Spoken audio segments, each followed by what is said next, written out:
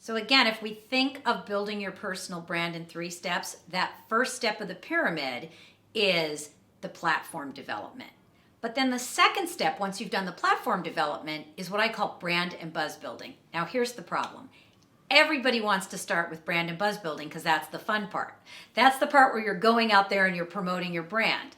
But the reality is if you promote your brand, but all you're doing is driving people back to a platform that doesn't convert because it doesn't truly represent or represent well your personal brand, there was no point.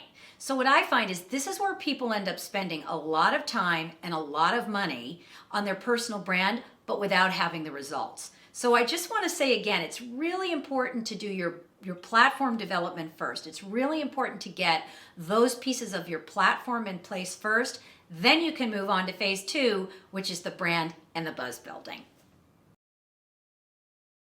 Here's the most important thing to recognize about phase 2, brand and buzz building. There's more than 40 different tactics you could use to build your personal brand. There's video blogging, there's writing blogs, there's podcasting, there's LinkedIn.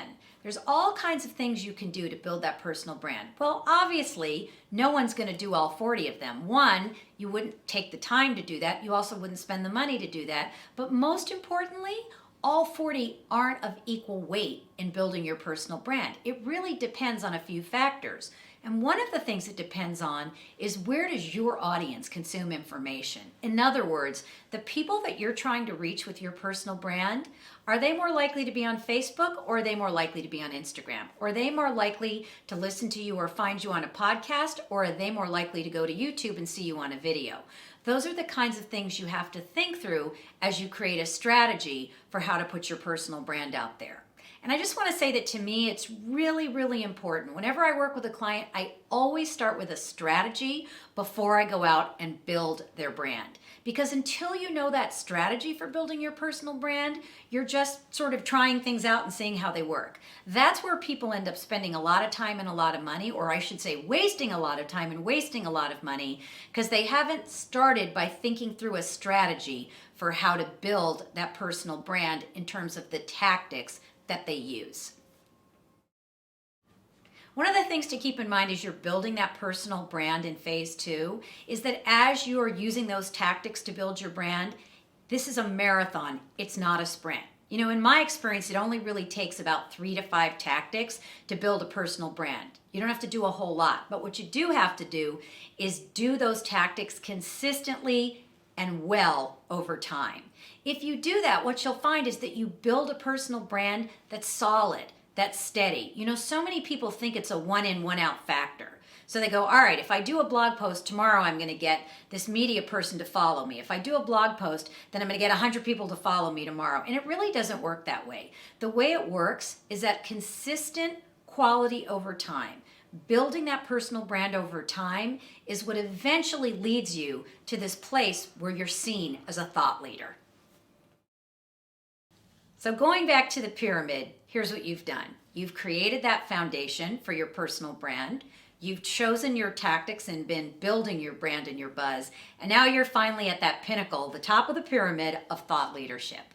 Thought leaders do 3 things. One of the things they do is they form new thoughts. So they're on the leading edge of their field, doing research, talking to people, coming up with new ideas. They're not just rehashing the same old stuff. They're actually leading the pack, leading the edge of what's new in their industry or their field of thought. That's one of the things that thought leaders do.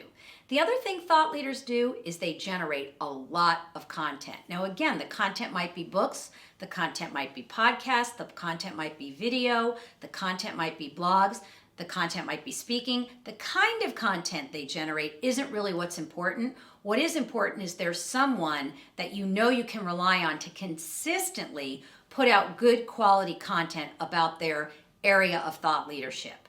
The third thing thought leaders do is they represent and they speak for their industry.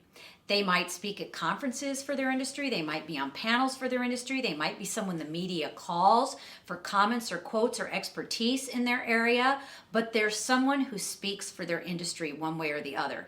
Today, a lot of people are speaking for their industry by leading webinars. Today, a lot of people are speaking by their industry by being someone that a reporter goes to get a comment when they need somebody to speak on that particular area.